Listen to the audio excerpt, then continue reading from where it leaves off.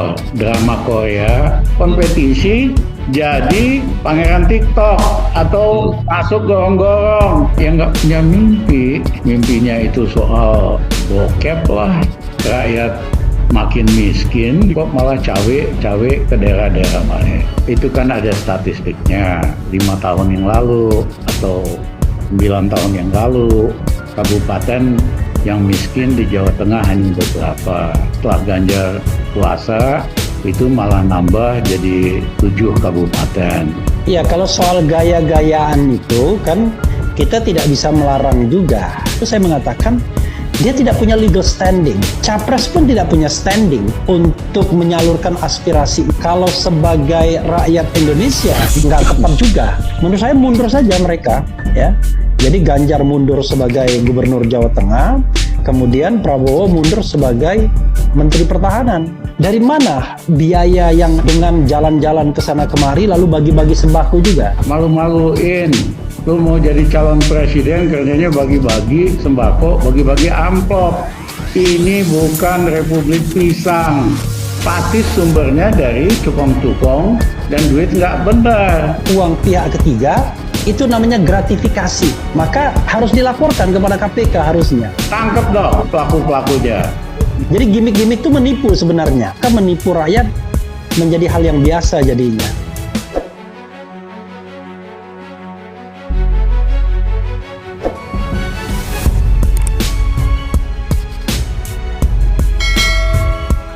Halo, salam sehat untuk kita semua. Ketemu lagi kita di akhir pekan kali ini. Cek bersama saya Indra Maulana. Pekan ini tentu saja kita bicara tentang sorotan publik yang mengarah kepada aksi sosok Ganjar Pranowo yang belusukan ke beberapa lokasi di Jakarta, termasuk mencoba membantu pedagang di pasar dengan cara menelpon penjabat Gubernur DKI Jakarta Heru Budi. Nah, publik bertanya-tanya, ada apa Gubernur Jawa Tengah kok cawe-cawe urusan dapur penjabat Gubernur DKI Jakarta yang seharusnya menjadi wewenang Presiden.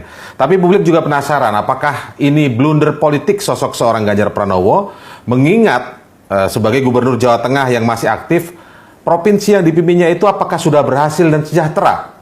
Langsung saja kita cross-check kali ini bersama dengan mantan Menko Perekonomian yang juga mantan Menko Maritim ya, Pak Rizal Ramli. Salam sehat, Assalamualaikum Pak Rizal. Ya, iya. Dan Guru Besar Hukum Ketatanegaraan Bang Refli Harun tadi sudah disapa. Salam sehat, Bang Refli. Assalamualaikum. Iya, oke. Saya lihat dari ini dulu perspektif Pak Rizal seperti apa melihat cukup ramainya pemberitaan dan kemudian beberapa dari sebagian masyarakat atau publik yang menyoroti aksi belusukan begitu. Pak Rizal terkait dengan yang dilakukan oleh seorang Ganjar Pranowo, tiba-tiba belusukan di DKI Jakarta ini, lalu kemudian menelpon. Kalau Pak Rizal melihatnya seperti apa Pak Rizal? Indra, sebetulnya saya tidak terlalu tertarik buat komentarin copras-copras. Ya. Karena ini drakor, drama Korea yang skenarionya sudah dipersiapkan, kecurangannya sudah diantisipasi, dan yang ketiga, hasilnya pun bisa ditebak tidak akan membawa kemajuan Indonesia. Karena calon-calonnya ini bukan kelasnya, tidak punya leadership, tidak punya visi. Ya, saya terhadap Mas Jokowi ada angkat topinya karena dia punya mimpi-mimpi. Sebagian mimpinya benar, sebagian mimpinya hasil ngelindur atau bisikan dari orang-orang yang punya kepentingan. Yang kedua, Pak Jokowi ada drive, push kalau sudah mencapai disepakati, ya kan? Memang kadang-kadang pemimpin itu di negara berkembang harus ada mimpi, dan yang kedua harus punya leadership buat push. Nah, calon yang ada banyak yang nggak punya mimpi. Mimpinya itu soal soal bokep lah, ya kan? Dan yang kedua nggak punya leadership push. Tapi ini skenario menurut Pak Rizal ya? Iya, memang itu skenario. Seperti Indra katakan tadi, wong di Jawa Tengah aja prestasinya payah, rakyat makin miskin di kabupaten-kabupaten, dan yang ketiga adalah banyak banjir, banyak kecelakaan, kok malah cawe-cawe ke daerah-daerah lain. Tapi saya memahami dalam model pemilu drakor ini, yang penting tuh masuk media, yang penting itu kelihatan merakyat dalam tanda kutip. Tapi Pak Rizal, maaf saya potong. Pak Rizal, tapi kan kalau kita lihat setelah momen kemarin itu, tidak juga ada datang protes dari masyarakat Jawa Tengah terkait begini. Kalau misalnya katakanlah tadi Jawa Tengah disebut misalnya belum juga berhasil ya, dipimpin oleh sosok Ganjar Pranowo, tapi setelah kelihatan Pak Ganjar itu datang keliling ke DKI Jakarta, mungkin dalam konteks sebagai capres ya, tapi tidak ada juga itu yang misalnya kita mendengar paling tidak dari media kritik dari masyarakat Jawa Tengah, Pak Ganjar kok sibuk ke DKI, Jawa Tengah masih ada berbagai persoalan gitu. Itu kita nggak mendengar juga itu Pak Rizal. Bagaimana Pak Rizal menurut Pak Rizal? Indra kan paham sosiologi. Kalau di Jawa Tengah, terutama Jawa Tengah, Solo, Jogja, Selatan, itu pun apa kesulitannya, masalahnya, mereka mayoritas kan nerimo. Nganggep ini, ya kan, bukan salahnya pemimpin, yang nggak bisa kerja, tapi nganggep ya nasib lah. Ya, jadi jangan mengandalkan opini budaya untuk menilai pemimpin dari masyarakat di Jawa Tengah yang memang opo aja dia happy aja, ya kan, kerjaan kagak ada, upah paling murah di Indonesia, ya nerimo aja. Nah, tetapi daerah lain di pantai utara Jawa Tengah, di Jawa Timur, Jawa Barat, apalagi di luar Jawa, itu nggak bisa diterima ya kebijakan atau hasil kepemimpinan yang kebanyakan hanya pencitraan. Nah, tapi seperti saya katakan tadi, karena pemilu drakor ini memang sangat media heavy, siapa yang banyak bersentuhan dengan rakyat, walaupun cuma salam-salaman doang, masuk gorong-gorong doang, ya, atau cuma tepuk-tepuk tangan, lari-lari, kita harus pahami inilah kelas masyarakat kita. Tugas kita yang intelek dan lebih terdidik untuk mendidik rakyat kita bahwa kita udah kapok dengan pola kepemimpinan 10 tahun pencitraan. Ya, yang janji-janjinya nggak ada yang dilaksanakan. Ada ratusan janji yang sudah diucapkan tapi tidak dilaksanakan, bahkan sebaliknya kebijakannya. Petani, lainnya import dan sebagainya. Jadi tugas kita buat mendidik bangsa kita, jangan lagi melihat pemimpin itu hanya gara-gara ketepok-tepok bahu kita, tapi nggak tahu mau ngapain, apa yang mereka buat untuk rakyat biasa.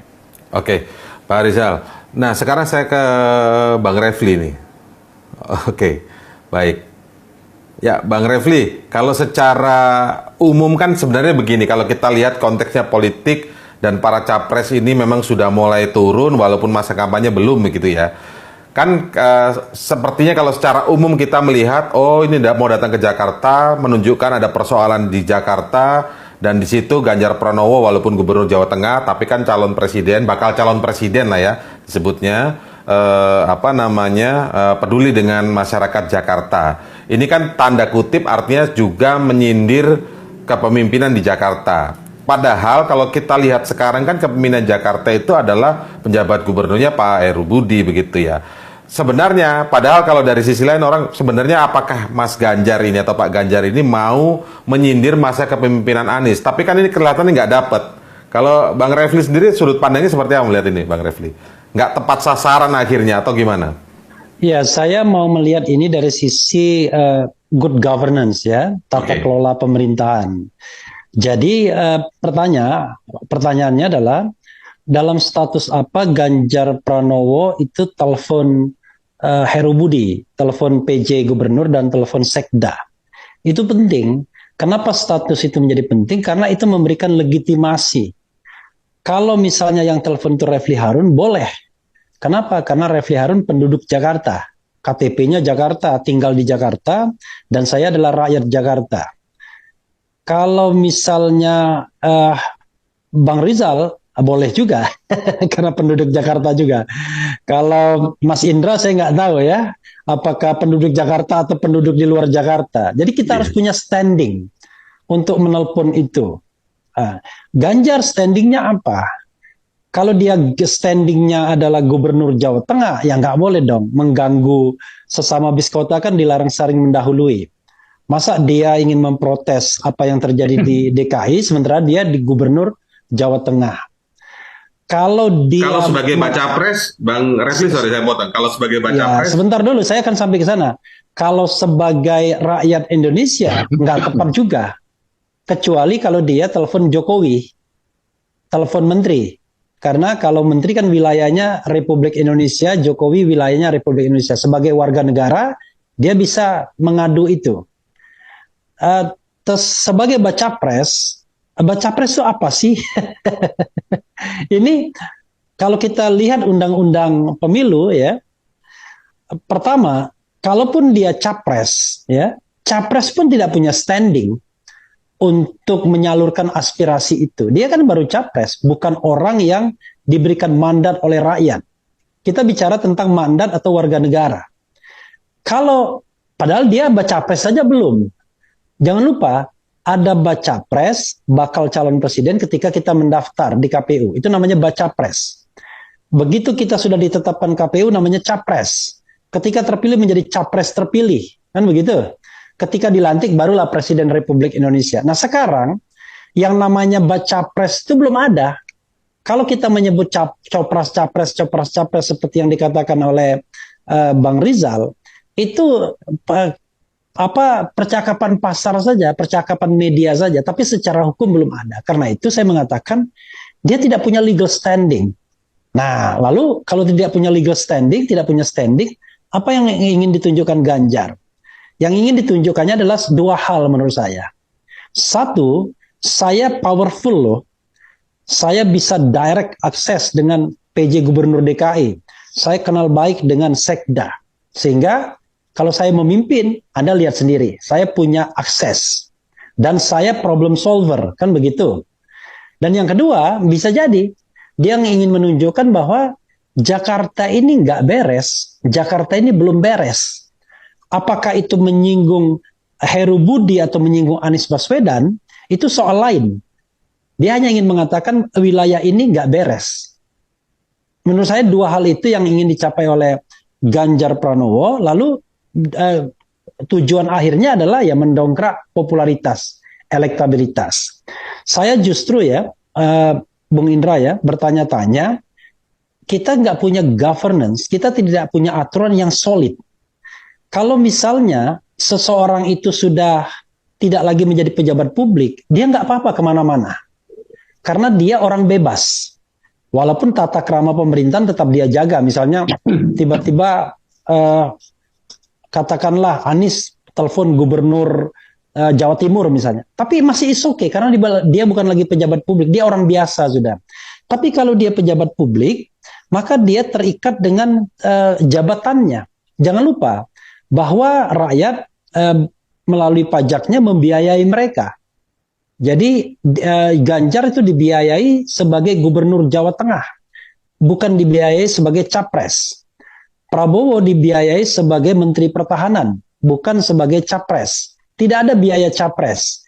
Karena itu justru saya tanyakan, dari mana biaya yang dikeluarkan oleh seorang capres misalnya, dengan jalan-jalan ke sana kemari, lalu bagi-bagi sembako juga. Kan sering sekali kita lihat ada sembako bergambar.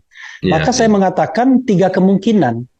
Kemungkinan pertama, dia mengeluarkan uang sendiri, ya kan?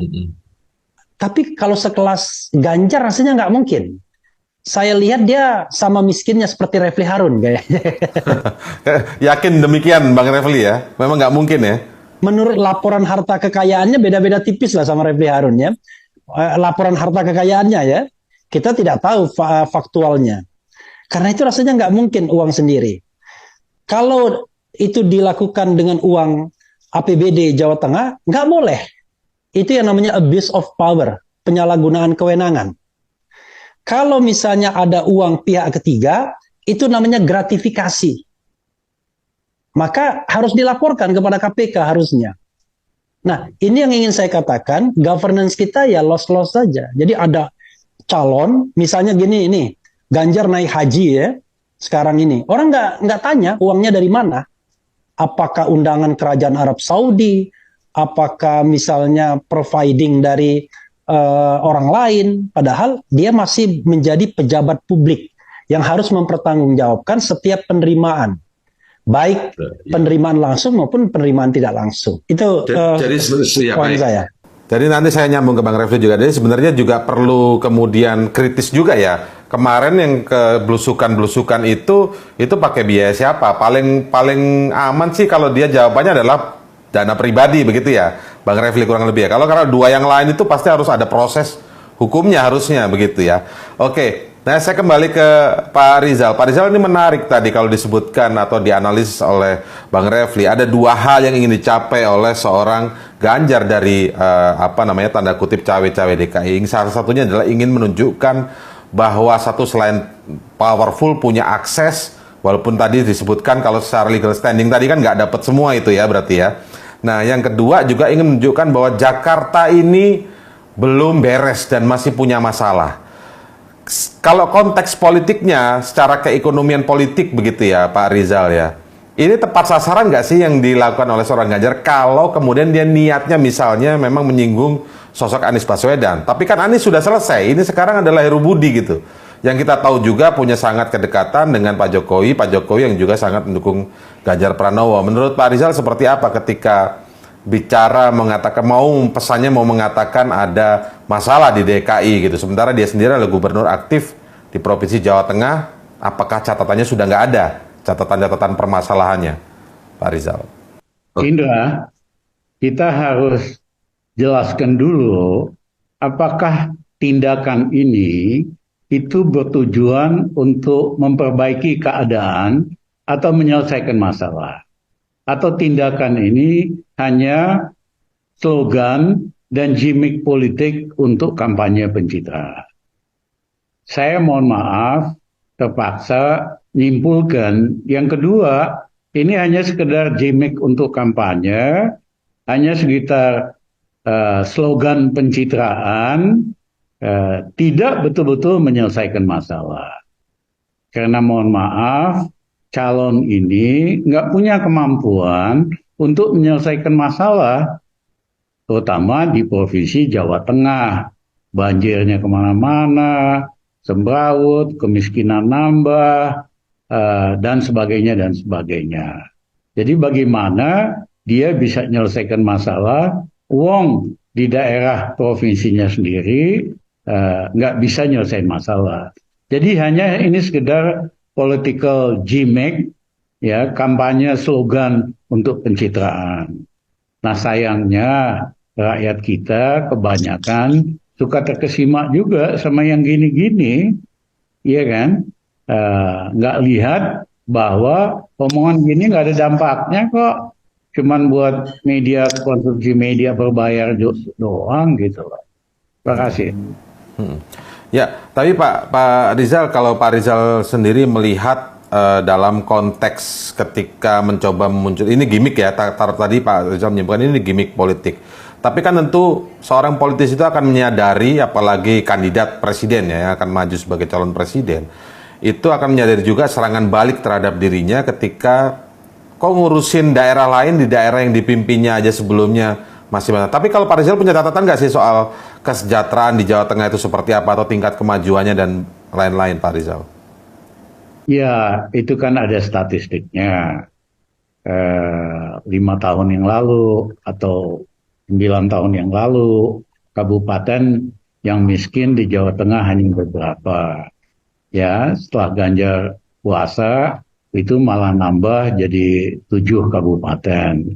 dan berbagai indeks yang lainnya. Ya, nah mereka saya kira udah hitung, walaupun ada kontroversi tentang telepon cawe-cawe telepon ini, tapi kontroversi itu tetap dia jadi headline berita gitu loh, ya kan? Jadi Tujuannya untuk menjadi headline berita saja ya, Pak Rizal, menurut Pak Rizal ya? ya, cuman saya menghimbau yang lain-lain. Saya perhatikan tokoh politik Indonesia, ketua umum partai, eh, calon presiden atau apa, itu ketemu hanya sesama elit doang, ketemu tokoh ini, tokoh itu, yang diomongin nggak ada isinya dan tidak ada manfaatnya untuk rakyat. Yang diomongin itu siapa yang mau jadi cawapres, siapa yang mau dapat ini, dapat itu, pembagian kue doang. Rakyat mah nggak dapat apa-apa dari sirkus para pemimpin dan tokoh yang saling ketemu antar tokoh doang. Jadi sekalian ini sebenarnya juga kritik pada tokoh-tokoh politik yang lain begitu ya, berarti Pak Rizal ya. Walaupun misalnya yang dilakukan Ganjar itu lebih kepada, menurut Pak Rizal tadi, lebih pada gimmick politik, tapi paling tidak daripada yang lainnya hanya mau bertemu elit dan dugaannya berbagai kue kekuasaan, maksudnya begitu ya Pak Rizal ya. Kalau Bang Refli sendiri melihat apakah sekarang ini sudah memang waktunya beberapa nama yang masuk pada kandidasi presiden itu memang harus melakukan seperti yang dilakukan oleh Ganjar, atau salah yang dilakukan Ganjar itu berangkat dari soal legal standing tadi? Iya, ada dua hal ya. Pertama kebutuhan sosialisasi dan kedua menaati hukum atau aturan. Kalau kebutuhan sosialisasi ya tentu saja baik calon-calon yang sudah disebut yang masih menjabat itu ya, baik Ganjar maupun Prabowo misalnya, tentu mereka ingin tidak ketinggalan dalam bersosialisasi dibandingkan Anies Baswedan. Anies kan tidak punya lagi masalah karena dia bukan lagi pejabat publik. Sehingga kemanapun dia pergi, itu sudah menjadi tugas seorang warga negara saja. Saya mau pergi kemanapun nggak ada masalah. Mau saya habiskan waktu keluar kota, keluar negeri, dan lain sebagainya, sepanjang saya bukan pejabat publik, nggak ada masalah. Nah, tapi kan Ganjar dan Prabowo itu terikat dengan jabatan publiknya. Dan kontraknya kan baru akan berakhir sesuai dengan termin dia. Maka saran saya adalah ya, biar tidak ada konflik of interest, menurut saya mundur saja mereka ya. Jadi Ganjar mundur sebagai gubernur Jawa Tengah, kemudian Prabowo mundur sebagai Menteri Pertahanan.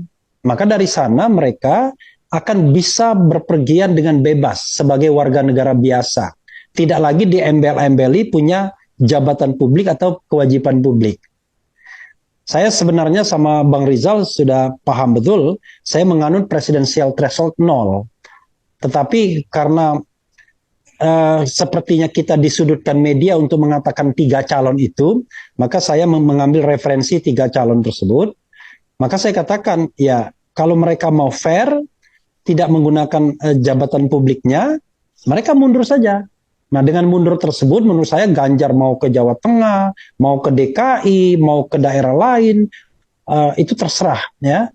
Kalau bagi-bagi sembako, menurut saya jangan. Walaupun hukum tidak bisa menjangkaunya sekarang, tapi kan itu pendidikan publik yang tidak baik, pendidikan publik yang kotor menurut saya. Jadi calon-calon presiden itu harus bisa memberikan contoh yang baik, bagaimana menjadi pemimpin dengan cara yang baik pula. Bukan dengan cara bagi-bagi amplop, bagi-bagi uang, lalu melakukan partisipasi penuh, semu, melakukan mobilisasi dalam pertemuan-pertemuan. Nggak ada gunanya. Jadi gunakanlah segala sarana, baik media maupun media sosial, maupun pertemuan langsung untuk membujuk masyarakat bahwa mereka adalah calon pemimpin yang memang dibutuhkan, yang capable. Bukan calon pemimpin yang hanya membuat gimmick-gimmick agar kemudian disenangi rakyat. Jadi gimmick-gimmick itu menipu sebenarnya. Ya, biasanya gimmick itu tidak menggambarkan realitas dia sebenarnya. Ada sesuatu yang ingin dicapai dan biasanya cara menghalalkan tujuan. Kan tujuannya ingin populer, ingin meningkatkan elektabilitas, maka menipu rakyat menjadi hal yang biasa jadinya. Ini yang menurut saya yang tidak baik. Karena saya terus terang saja, Mas Indra ya, saya selalu ingin sekarang ada pendekatan vertikal, tidak hanya horizontal. Jadi niat yang baik itu dengan langkah yang baik pula. Masa kita bicara tentang bangsa dan negara, ingin memimpin republik ini dengan pendekatan kesejahteraan, pembangunan ekonomi, tapi at the same time kerja kita nyogok rakyat, bagi-bagi sembako, bagi-bagi amplop dan lain sebagainya. Ini kan menurut saya niatnya udah nggak benar gitu. Jadi dia melihat kekuasaan itu bukan lagi sebagai amanah, tapi kekuasaan adalah ya kekuasaan itu sendiri cara untuk menikmati hidup atau memberikan kekayaan kepada diri dan kolega begitu. Oke. Nah ini kan ya silakan Pak Rizal. Karena yang dikatakan Mas Refli ini benar sekali. Malu-maluin. Lu mau jadi calon presiden kerjanya bagi-bagi sembako, bagi-bagi amplop. Ini bukan Republik Pisang. Ini Republik Indonesia. Ya, masa calon pemimpin modalnya itu nyogok rakyat yang memang miskin dengan bungkusan dan amplop. Ada nama kau pula. Pemimpin itu harus jual gagasan. Bagaimana dia memperbaiki nasib rakyat kita? Bagaimana mereka mau mencerdaskan bangsa kita?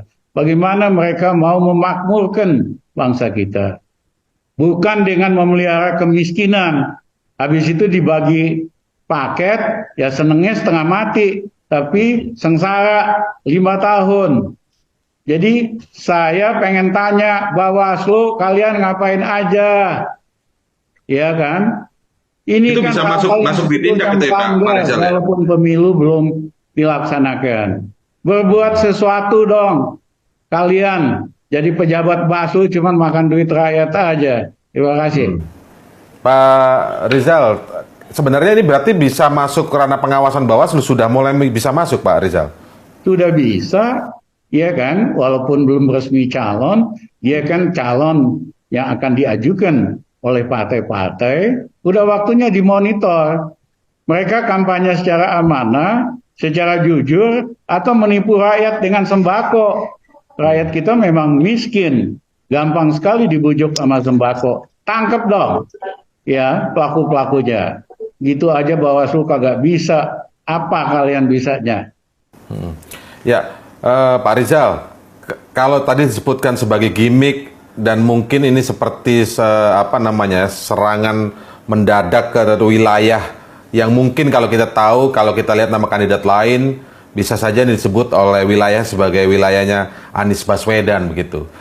Kira-kira yang dilakukan oleh seorang Ganjar Pranowo yang kemungkinan akan menjadi lawan politiknya di 2024 nanti dalam kontestasi tentu saja, itu cukup efektif tidak kalau Pak Rizal melihatnya itu kemarin tuh? Wah, saya nggak mau nyebut-nyebut nama. Karena mereka kan udah merancang calonnya cuma 2. Nggak ada calon ketiga seperti yang ini Refli mau gitu loh. Mereka udah siapin kok settingnya. Cuma 2 pemainnya. Udah ditetapkan pula siapa pemenangnya. Yang lain hanya calon penggembira doang. Itu valid infonya Pak Rizal ya? Pak Rizal mendengarnya itu? Ya dengar kan, udah terbuka kan. Ada pejabat tinggi yang ngomong di media, wawancaranya Pak Karti, ada yang lain. Ya saya sih udah dengarnya udah 7 bulan yang lalu. Mereka memang mau rancang cuman ada 2 calon. 1 calon yang akan dimenangkan, yang lain hanya calon hiburan doang. Tapi ada calon yang kemungkinan tidak akan bisa maju gitu maksudnya Pak Rizal? Iya, kan mereka udah omongin itu.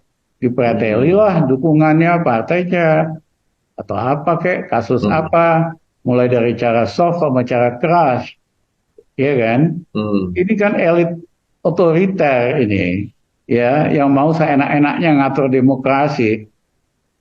Padahal apa yang mereka lakukan itu sangat tidak demokratis, sangat otoriter. Nah, Bawaslu-nya diangkat cuman jadi ini doang. Jadi tim hore doang yang harusnya bertindak terhadap berbagai kecurangan dan penyimpangan yang sudah mulai terjadi. Ya, tapi kalau misalnya katakanlah ada desain seperti itu, artinya kan nggak perlu khawatir juga nanti Jakarta akan dimenangkan siapa, tanda kutipnya kan begitu. Kalau kemarin yang kita lihat dari aksi salah satu kandidat namanya Pak Ganjar misalnya kan, itu kan juga ada publik yang menilai begitu bahwa oh ingin mulai masuk Jakarta supaya nggak didominasi satu nama begitu loh Pak Rizal. Ini kan kekhawatiran itu berarti masih terlihat berarti Pak Rizal. Artinya kemungkinan majunya masih ada gitu. Analisa dan tebak-tebakan. Ya kan, sistemnya udah jalan, buat hanya merancang 2 calon. Jadi kalau misalnya, ya ajukan dong ke Mahkamah Konstitusi judicial review supaya threshold itu 0. Karena threshold 20% ini yang tidak ada di Undang-Undang Dasar, yang jadi basis dari demokrasi kriminal di Indonesia, yang membatasi siapa boleh maju, nggak maju, sehingga akhirnya yang menentukan oligarki doang. Jadi kalau mau ada calon yang benar-benar komit dukung, ya kan, bahwa sesuai dengan Undang-Undang Dasar, calon siapa saja asal didukung oleh 17 partai yang lolos verifikasi berhak. Sehingga kita tidak kompetisi pencitraan, kompetisi jadi pangeran TikTok atau masuk gorong-gorong, tapi kompetisi karena banyak 17 mau nggak mau harus visi, problem solving, kebijakan, integritas, track record. Masih ada waktu kok, iya kan? Tapi sok-sok ngandalin sistem ini yang memang sistemnya udah harus di-reset. Sistemnya ini yang rusak, ya kan? Jadi mereka bisa seenaknya. Akan lebih asik pemilu di Indonesia kalau calonnya banyak, lebih kompetitif, tidak ngadu pencitraan doang. Kalau ngadu pencitraan, ya kan, Ganjar punya kans besar sekali loh. Karena media berbayar kan, pollster berbayar. Perusahaan polling itu kalau perlu dibikin polling setiap 2 hari. Setiap 2 hari naik terus. Kan abal-abal semua. Saya lebih percaya kita benerin sistemnya supaya lebih amanah, lebih demokratis. Ya, baru kita hapuskan kekuatan oligopolistik yang merusak dan merampok demokrasi di Indonesia. Ya, Bang Refli sama yakinnya juga Bang ngelihat atau informasi yang sama dari Pak Rizal tadi, apakah memang seperti itu kondisinya Bang Refli? Kalau dari sudut pandang Bang Refli mengamati lah perjalanan politik menjelang 2024 ini. Tapi terlepas dari itu, saya sepenuhnya setuju dengan Bang Rizal. Memang kita harus mereinstall politik kita yang menurut saya politiknya nggak fair. Dari awal kenapa saya misalnya mengajukan judicial review mengenai penghapusan presidential threshold itu, karena sudah melihat gejala ini dari awal, from the beginning. Cuman masalahnya adalah partai-partai ini nggak konsisten. Ketika dia berkuasa, dia pro 20% kursi dan 25% suara. Ketika dia terpental dari kekuasaan, barulah dia ribut. Jadi bergantung kepentingannya masing-masing. Dia tidak melihat kepentingan demokrasi itu sendiri. Demokrasi kan tidak mungkin tumbuh kalau tidak punya fair competition, ya, kompetisi yang terbuka. Jadi demokrasi itu menghendaki open and fair competitions. Orang seperti Bang Rizal harusnya akan mampu dan bisa ikut dalam kompetisi politik. Tetapi dengan sistem sekarang ini bisa dibayangkan harus mengumpulkan 20% kursi, dan itu kadang-kadang kan tidak ada makan siang yang gratisnya, no free lunch. Akibatnya ke depan ini kita bukan lagi berdemokrasi, tapi partikrasi, bahkan ketua umum krasi ke partai politik. Jadi pemimpin-pemimpin Indonesia itu bukan tumbuh dari bawah, bukan tumbuh dari rakyat, tapi karena dapat blessing dari oligarki, dari kekuatan politik. Pokoknya tidak perlu apakah dia berprestasi atau tidak, punya track record atau tidak, punya kemampuan atau tidak. Yang paling penting, survei sudah mengabarkan bahwa dia punya elektabilitas tinggi, karena surveinya pun bisa didesain juga. Jadi jangan heran kalau ada surveinya beda-beda terus, dan tergantung biasanya. kalau kekuasaan mengatakan tolong hari ini A yang menang, mungkin A yang menang. Tapi kalau B yang menang, yang diperintahkan menang, B yang menang. Maka jangan heran kan, ada survei yang agak bingung mau memenangkan A atau B, karena dua-duanya kok di-endorse oleh kekuasaan, dan kekuasaan kayaknya juga belum jelas nih mau form yang mana. Ya, oke. Mungkin sebagai penutup ya dari Bang Refli dulu, mungkin baru ke Pak Rizal. Jadi kira-kira ketika kritik juga mulai mengarah pada ini para calon, bukan baca pres juga ya, para kandidat lah saya menyebutnya ya, sudah diajukan oleh partai politik gitu kan. Ada yang menyebut kok sudah mulai bergaya seperti presidennya, saling menunjukkan diri, sudah boleh bergaya sebagai presidennya itu sendiri gitu loh. Main presiden-presidenan, ada yang mengatakan begitu. Ini sah-sah saja atau bagaimana Bang Refli, kira-kira Bang Refli? Karena kalau jatuhnya pada gimmick, kemudian pencitraan, kita akan masuk seperti ini terus nanti di masa kepemerintahan jika memang itu akan memenangkan kontestasi ini. Iya, kalau soal gaya-gayaan itu kan kita tidak bisa melarang juga. Yang kita bisa larang, yang kita bisa protes adalah apakah itu melanggar aturan, prosedur, ya, prinsip-prinsip atau tidak.